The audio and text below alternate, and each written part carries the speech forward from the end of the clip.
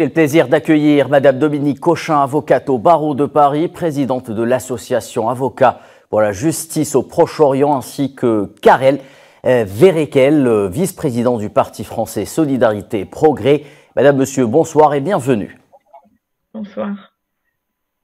Tout d'abord, j'aimerais, Madame, Monsieur, avoir votre réaction à cet accord de cessez-le-feu négocié d'une main de maître par les médiateurs internationaux, ainsi que la résistance palestinienne. Il intervient après près de 15 mois de génocide et des dizaines de milliers de martyrs et des centaines de milliers de blessés. À commencer par vous, Madame Cochin. Écoutez, forcément, on a envie de se réjouir en se disant que enfin on va voir peut-être le bout du tunnel, et on pense aux civils qui souffrent depuis des mois, comme vous l'avez rappelé.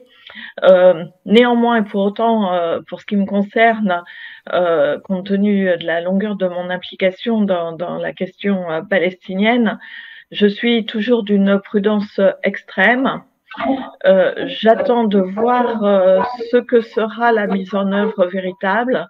Ce que je souhaite, c'est que ce cessez-le-feu ne soit pas que la fin des bombardements sur Gaza, mais soit aussi respecté en ce qui concerne les approvisionnements, l'entrée des camions. Et de ce point de vue, j'aimerais rappeler quand même ce que prévoit le droit humanitaire.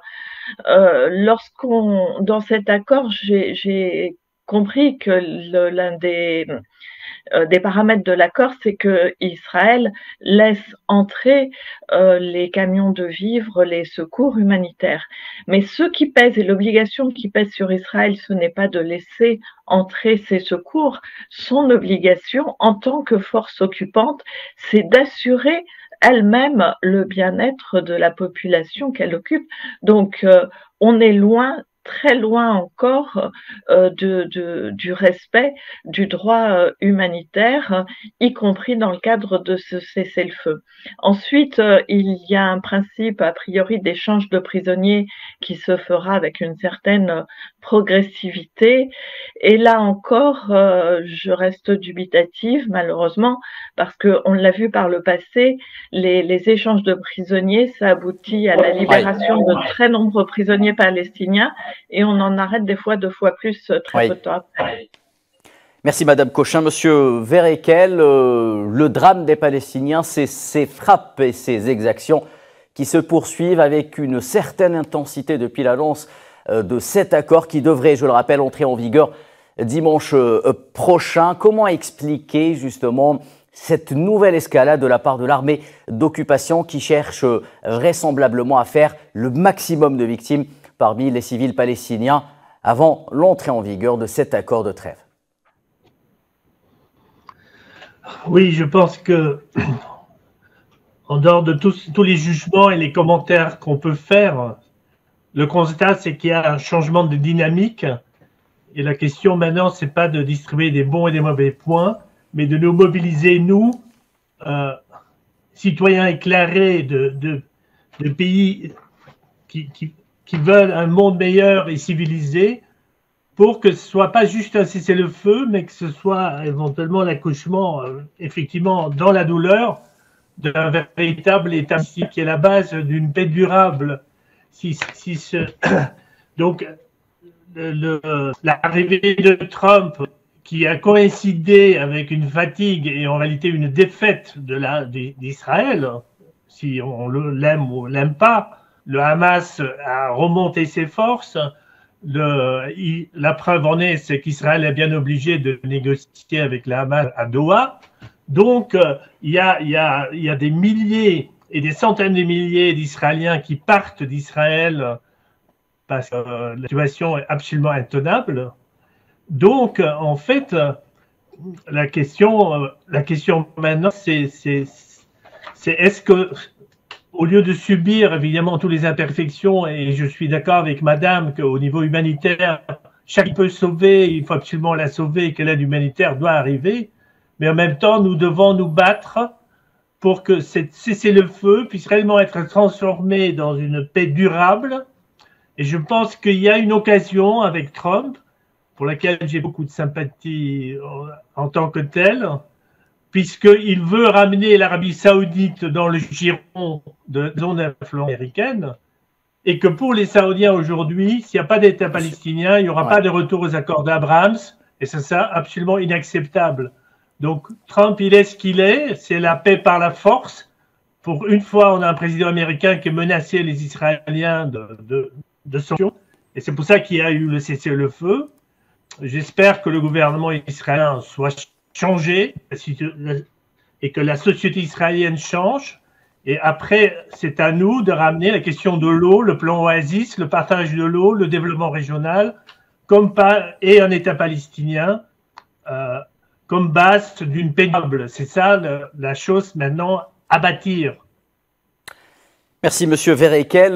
Madame Cochin, permettez-moi d'insister justement sur cette nouvelle escalade menée par l'armée d'occupation lorsqu'on, bien entendu, s'avance dans le chemin d'un cessez-le-feu. Comment expliquer justement le fait de faire au moins 150 martyrs depuis l'annonce de cet accord justement alors qu'on est censé entrer dans un processus de paix?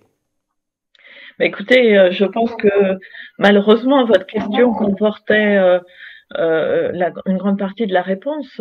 On a effectivement l'impression que c'est le baroud d'honneur. Entre guillemets, hein, parce que c'est pas forcément très honorable. Le baroud du déshonneur, peut-être. Voilà, mais effectivement, on a un peu cette impression que ça ne satisfait pas forcément les forces sur le terrain, hein, que l'annonce de ce cessez-le-feu, et qu'on tire un maximum partout où on peut tirer, parce que dimanche, la chasse est finie. Oui. Et bon, c'est la fermeture de la chasse. On a un peu cette impression parce qu'effectivement, ce n'est pas pertinent lorsqu'on est en train de négocier, lorsqu'on annonce la libération des otages, de tirer à nouveau sur des civils, parce que une fois de plus, et malheureusement, comme ça a été beaucoup trop souvent le cas, on tire sur les civils et pas du tout sur des bases militaires. Merci Madame Cochin. Monsieur Verekel, parlons un peu, si vous le voulez bien, de l'aspect humanitaire de cet accord. L'on s'attend justement à une ouverture du point de passage de Rafah entre la Palestine, Gaza d'une part et l'Égypte. Est-ce que la communauté internationale doit faire ce qu'elle n'a pas fait auparavant pour permettre une entrée massive d'aide humanitaire, car la situation à Gaza, vous l'avez dit, est plus qu'urgente? Je pense que effectivement, la question des frappes qui continuent, c'est un problème énorme. Et tant qu'il n'y a pas la cessation de ces frappes, des aides humanitaires, ceux que j'ai entendus, Médecins sans frontières et d'autres, ceux qui sont mobilisés, les camions sont là. Évidemment, il faut bien faire beaucoup plus, amener des soins médicaux, l'eau, l'assainissement des eaux usées, etc. Tout doit être reconstruit. On a terrassé au bulldozer des régions entières et les gens survivent sous des bâches dans des conditions horribles. Donc, mais ce qu'il faut, c'est transformer le cessez-le-feu dans une paix durable. Et effectivement, essayons de tout faire pour qu'à partir de dimanche, il n'y a plus de frappes, parce que tant qu'il y a des frappes, les humanitaires ne retourneront pas. Ils ne pourront pas opérer dans des conditions de sécurité pour faire le nécessaire. Madame Cochin, justement, la poursuite de ces frappes sionistes sur les civils à Gaza, ne craignez-vous pas tout simplement qu'elle fasse, entre guillemets, et capoter un accord et qui est pour l'instant fragile, car les mauvaises intentions de l'entité sioniste par rapport à ce qui se passe dans la région sont maintenant démontrées. Comment l'entité sioniste pourrait-elle justement se défendre face à la communauté internationale en disant, en avançant cette théorie justement que l'entité sioniste doit en effet se défendre contre Gaza lorsqu'elle en fait la démonstration contraire sur le terrain? Déjà, le droit n'autorise pas à l'agresseur de se revendiquer en état de légitime défense. Je pense, alors je ne sais pas ce qui va se passer, hein, évidemment dans l'avenir, mais que à partir de dimanche, on peut quand même espérer une cessation des bombardements, en tous les cas des bombardements intensifs, parce que Israël veut toujours avoir cette position de victimaire. Et dans cette position victimaire, elle ne peut pas, sous les yeux des caméras, être celle qui, de manière ostentatoire, évidente, brise ce cessez-le-feu. Ma crainte, Oui. Ça va davantage aller du côté de l'approvisionnement.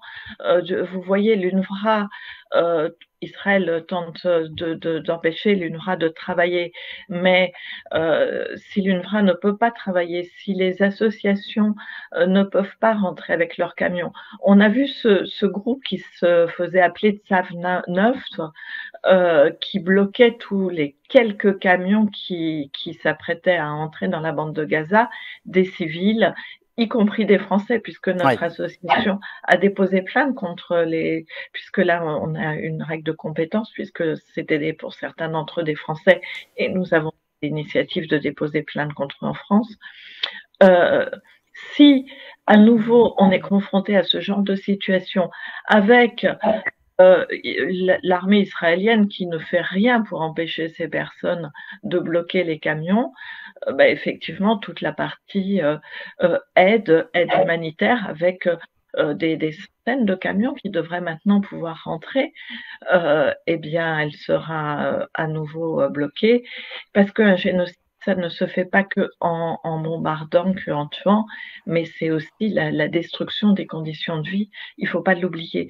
Donc, c'est pas parce que les bombardements vont s'arrêter que si aucune mesure véritablement pertinente pour permettre à la population de vivre dans des conditions humainement acceptables, que ça mettra fin au génocide. Non, pour mettre fin au génocide, il faut que les Palestiniens puissent vivre dans des conditions humainement acceptables, de soins, de nourriture, d'alimentation.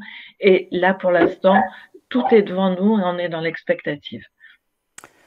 Monsieur Verekel, on l'a vu tout au long de ces 15 mois de génocide donc sioniste à Gaza, des tentatives d'instaurer un cessez-le-feu ont été initiées par de nombreux pays, parmi eux l'Algérie. Pourquoi avoir attendu le mois de janvier 2025, d'après vous, pour justement s'asseoir autour d'une table et arriver à un résultat concret? Des tentatives, je le rappelle, ont été entreprises par les médiateurs tout au long de ces 15 mois.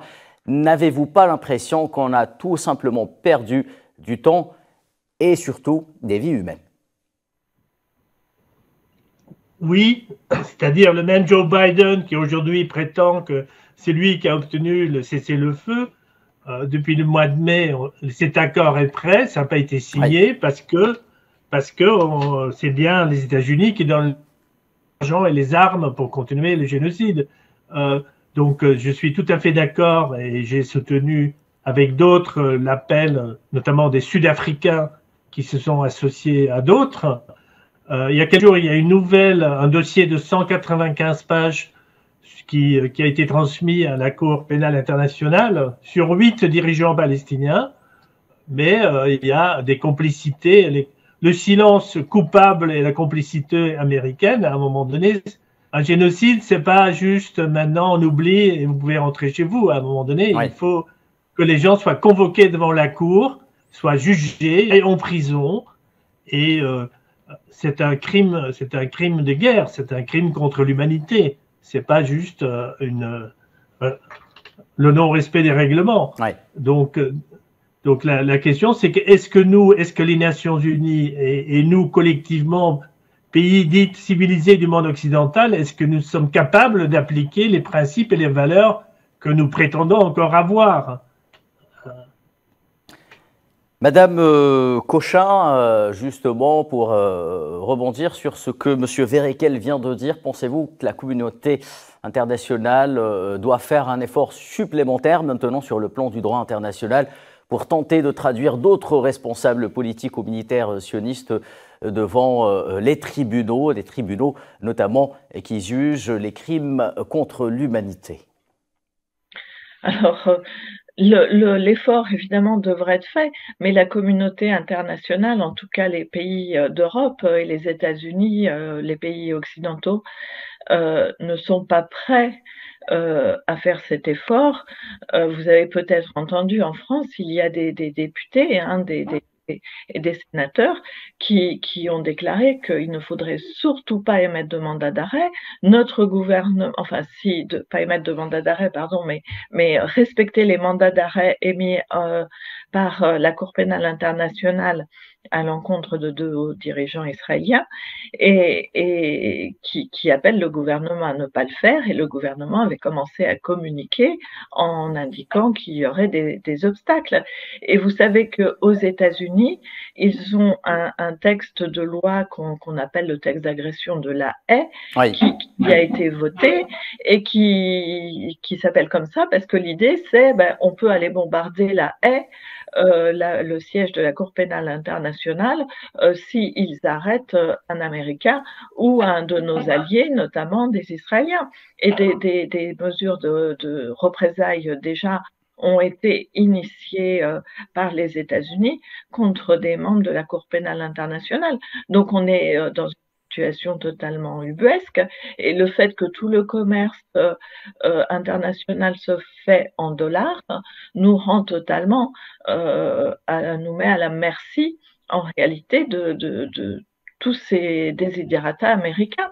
Donc on n'est pas du tout sorti de l'auberge de ce point de vue-là, et je pense malheureusement qu'on n'est pas prêt sur le plan international à voir en tous les cas au niveau de la CPI, des jugements rendus, étant il s'est rappelé qu'à la Cour pénale internationale, on ne juge que les personnes qui ont été arrêtées. Il n'est pas possible de juger par contumace ou in absentia, c'est-à-dire les personnes non présentes dans les geôles de la Cour. Donc, avant que les auteurs soient interpellés, arrêtés et livrés à la Cour pénale internationale, je pense malheureusement qu'il va se passer beaucoup de temps, et c'est pour ça que tous les avocats de tous les États doivent poursuivre leurs ressortissants, les doubles nationaux, devant les législations de leur propre État. Monsieur Verekel, vous l'avez rappelé tantôt, sur le plan du droit international, également l'urgence, c'est de faire en sorte que les Palestiniens aient leur propre État, un État de plein droit reconnu aux Nations Unies. Comprenez-vous par exemple que la France ne daigne toujours pas reconnaître l'État palestinien lorsqu'on sait que d'autres pays européens, à l'image de l'Espagne, de l'Irlande ou encore de la Slovénie, ont déjà franchi le pas? Oui, personnellement, je comprends mal. L'argument officiel, c'est qu'on veut bien le faire le moment où on pourra le négocier en échange de quelque chose d'intéressant, y compris pour la France. Donc, ça devient une hypocrisie, parce que la réalité, c'est que depuis 2014, depuis que M. Sarkozy a ramené la France donc au commandement intégré de l'OTAN, certains disent qu'il n'y a plus de politique étrangère française, parce qu'on s'est tellement aligné sur Washington qu'on ne peut pas faire un faux pas et prendre des initiatives sur quoi qu'il se soit. Donc, ce moment, maintenant, il faut que ce soit terminé et que la France récupère sa souveraineté et puisse fasse entendre sa voix, notamment en présentant des initiatives courageuses. Au lieu d'inviter M. Smotrich, qui est autorisé à collecter des fonds à Paris pour financer des groupuscules fascistes en Israël qui font l'éloge du génocide, la France devrait être beaucoup plus courageuse. Oui.